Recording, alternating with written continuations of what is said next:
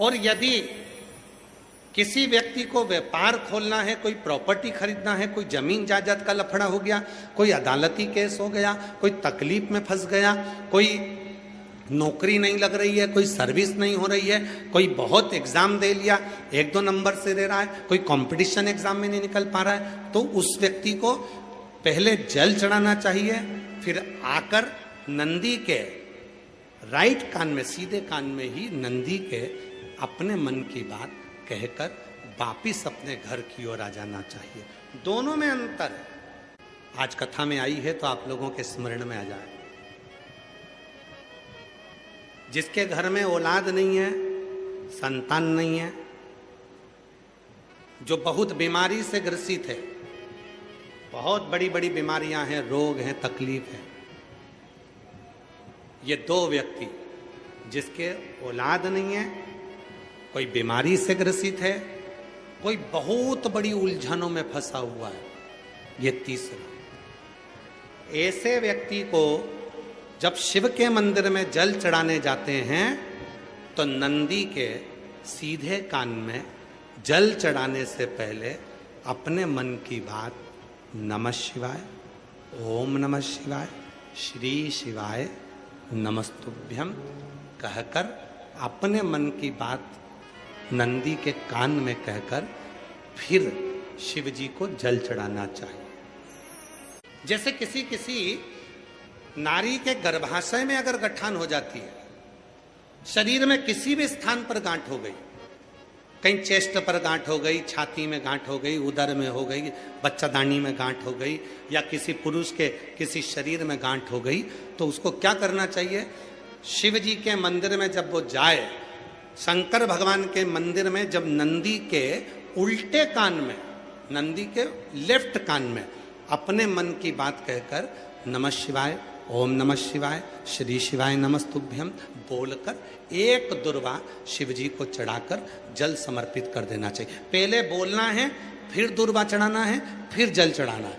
आती समय उस दुर्वा को उठाना है, थोड़ा सा जल झेल लेना है, मंदिर के ही दरवाजे के बाहर उस दुर्वा को चबा चबा कर खाकर जल का आचमन कर लेना है। लगभग 1.5 महीने कर कर देखो, उसके बाद जांच कराओ, आपकी गठान गल चुकी होगी, समाप्त हो रही होगी, वो गांठ अपने आप समाप्त।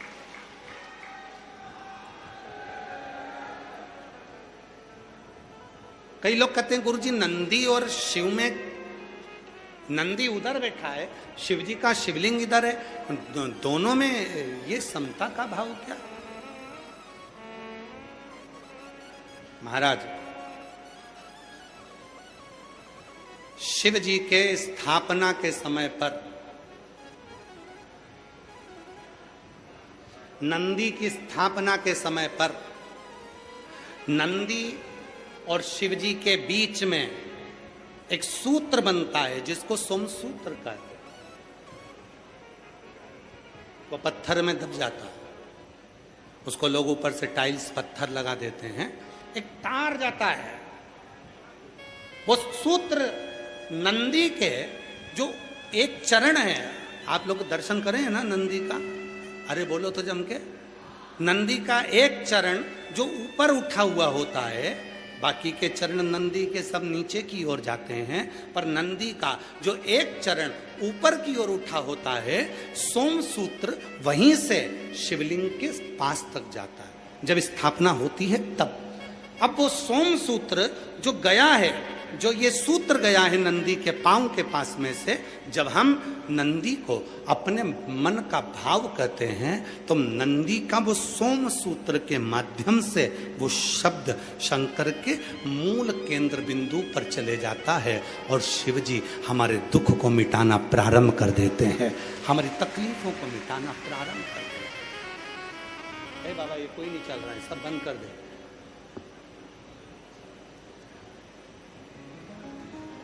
सोम सूत्र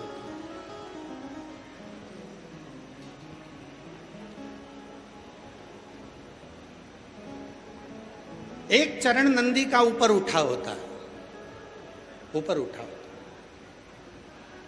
कितना सुंदर का है। कोई व्यक्ति व्यसन में डूबने लगा, अपना लड़का, अपना बेटा जिसको आप मदिरा के नशे में देखना नहीं चाहते, अपना बेटा, अपना बच्चा जिसको आप व्यसन में नहीं देखना चाहते, और सूचना मिल रही है कि वो व्यसन कर रहा है, नशा कर रहा है, के परेशान हो गए, नशा मुक्ति केंद्र में छोड़कर आ गए, वो नशा छोड़ने को ही तैयार नहीं है। तब नंदी का जो पैर उठा हुआ होता है उसी पैर के पास में एक छोटी सी कटोरी में जल रखा जाता है, छोटी सी कटोरी में जल, उसमें एक बेलपत्र डाल दिया जाता है। महाराज, जब आप शिव जी के मंदिर में जाओ, नंदी के उस चरण के पास में कटोरी में जल रखेंगे बेलपत्र डालकर, और अपना जो एक लोटा जल लेकर आए हो वो शिव जी को चढ़ाओगे, प्रार्थना करोगे। जल चढ़ाने के बाद आप जब वापिस आओगे, उसी कटोरी को, जो बेलपत्र रखा हुआ जल है, उसको लेकर आई है, और जो व्यसन में डूबा हुआ व्यक्ति है, जो बच्चा नवयुवक नशा नहीं छोड़ रहा है, उसको धीरे धीरे रोज प्रतिदिन वो जल थोड़ा थोड़ा रोज का देना प्रारंभ करिए।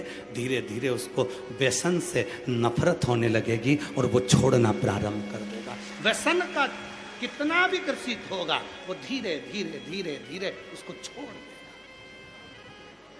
नशे, ये नंदी का एक चरण जो ऊपर होता है, धर्म का चरण, ये कोई साधारण चरण नहीं है नंदी का। ये नंदी का कोई साधारण चरण नहीं है।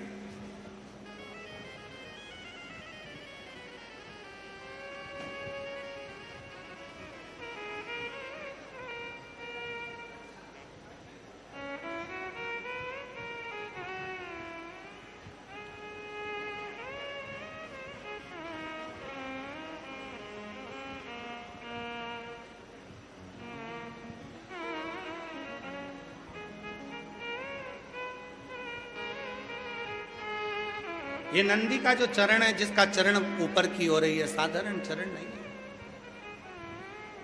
कहते हैं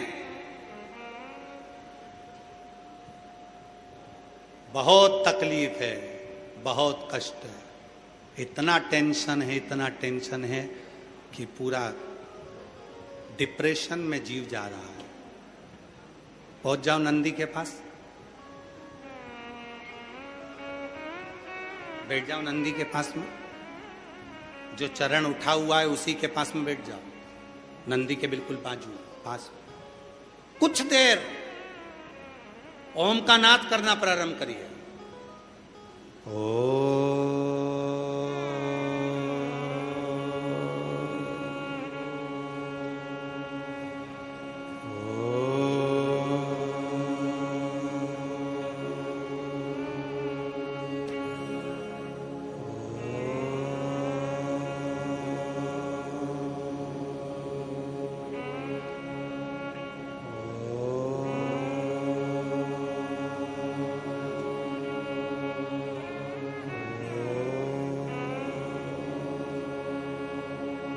जब हम नंदी के चरण के पास में बैठकर ओम का नाद करते हैं, अभी अभी आप 2 क्षण के लिए, अगर आपके आमने सामने से कोई नहीं जा रहा हो तो आप बड़े प्रेम से, बहुत भाव के साथ अपना सीधा चरण थोड़ा सा खड़ा करिए, जितने जमीन पर बैठे हैं वो 2 क्षण के लिए बस कर देखिए। 2 क्षण के लिए सीधा चरण आगे करो और 5 बार ओम का नाद कर देखिए। कमर दुख रही है, पीठ दुख रही है, सिर दुख रहा है, डिप्रेशन हो रहा है, टेंशन है, 5 बार ओम का उच्चारण करना है आपको। केवल चरण आप इस तरह से इसको चरण को रख लो, बस केवल इस चरण को खड़ा करो और साथ में ओम का लंबा नाद करेंगे, सब साथ में बोलेंगे। सबके मुख से शब्द निकलना चाहिए और अच्छा लंबा स्वर निकलना चाहिए, अच्छी आवाज निकलना चाहिए, एकदम गुप्त चुप रहकर नहीं, लंबा स्वर।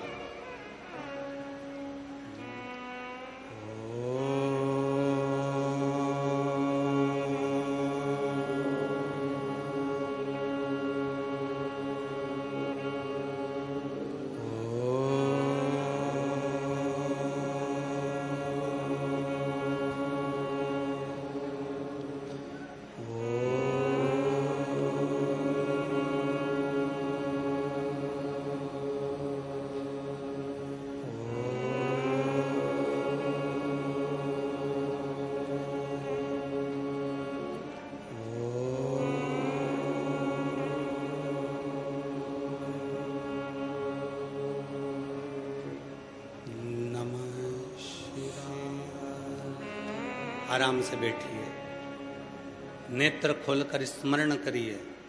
आपके जीवन का जो सुख होगा, आपको ऐसा महसूस होगा कि मैं एकदम हल्की हो गई, मेरे भीतर से कुछ निकल गया, जो मेरे भीतर का कुछ दर्द था, तकलीफ थी, वो समाप्त हो गई। नंदी का चरण, नंदी का चरण, सीधा चरण। कितनी भी टेंशन है, आप जाओ बैठो, कुछ क्षण उस नंदी के पास। और अगर तुमको लगे कि मेरे घर में अशांति फैलती जा रही है, टेंशन ही टेंशन हो रहा है, जहां नंदी का सीधा चरण, जो ऊपर है नंदी का चरण, उसके चरण की रज थोड़ी सी लेकर आइए, अपने घर के दरवाजे पर उसका हाथ फेरना प्रारंभ करो। धीरे धीरे धीरे धीरे शांति महसूस।